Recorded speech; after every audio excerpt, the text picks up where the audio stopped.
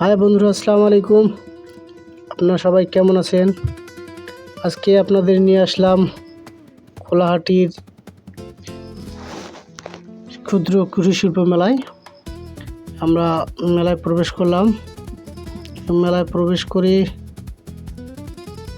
যেহেতু আমরা একটু দূর থেকে গেছি, তো এই চিন্তা করলাম যে একটু খাওয়া দাওয়া করি এবং হোটেলে গেলাম। হোটেলে দেখছি বিভিন্ন আইটেমের হরেক রকমের খাবারের পসরা সাজিয়ে রাখছি।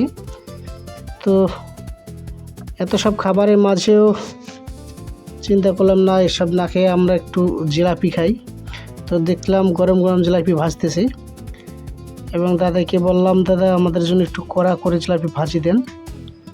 এবং যেই কথা সেই কাজ, দাদা আমাদের কথা শুনে আমাদের জন্য কড়া করে জিলাপি বানিয়ে দিল। এবং দাদা জিলাপি নিয়ে আসতেছে আমাদের জন্য এবং সেখান থেকে 1.5 কেজি জিলাপি আমাদের মেপে দিল এবং 1.5 কেজি জিলাপি অল্প সময়ের মধ্যেই আমরা সাভার করে দিলাম। আমাদের মাঝে যে আনোয়ার সাহেব এবং মাসুদ সাহেবেরা যে এত পরিমাণ জিলাপি খাইতে পারে আপনারা কল্পনাও করতে পারবেন না। 1.5 কেজি জিলাপির মধ্যে ওরা দুজনেই 3 পোয়া জিলাপি শেষ করছে।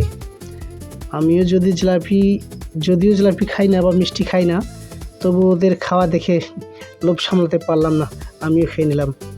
আপনারাও এরকম মেলাতে আসলে চেষ্টা করবেন মেলাদের বা গ্রাম বাংলার ঐতিহ্যবাহী খাবারগুলো, মিষ্টি, মন্ডা, জিলাপি, সন্দেশ, এরকম খাবারগুলো, এগুলো বাংলার ঐতিহ্যবাহী খাবার।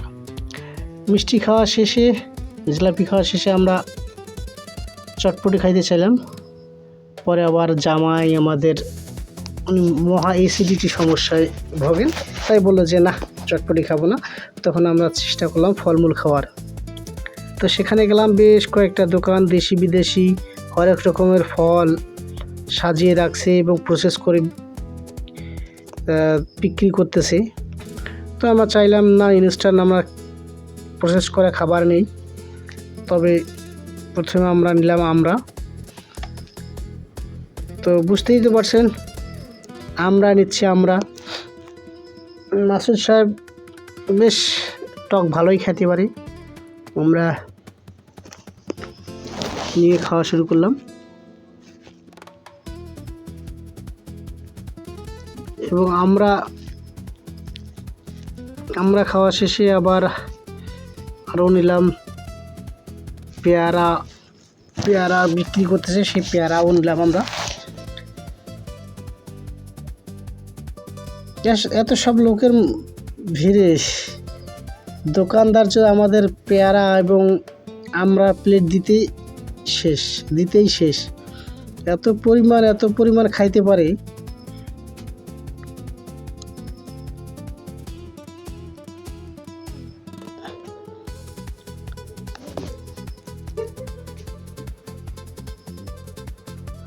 তো খাওয়া শুরু করতেই শেষ।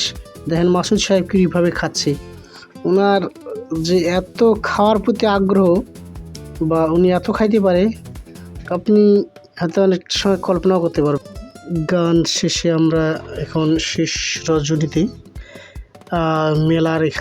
মেলার বিশেষ আকর্ষণ দি গ্রেট রোশন সার্কাস এবং জাদু প্রদর্শনী দেখতে আসলাম এবং আমরা এখানে জাদু প্রদর্শনী থেকে বিদায় নেব।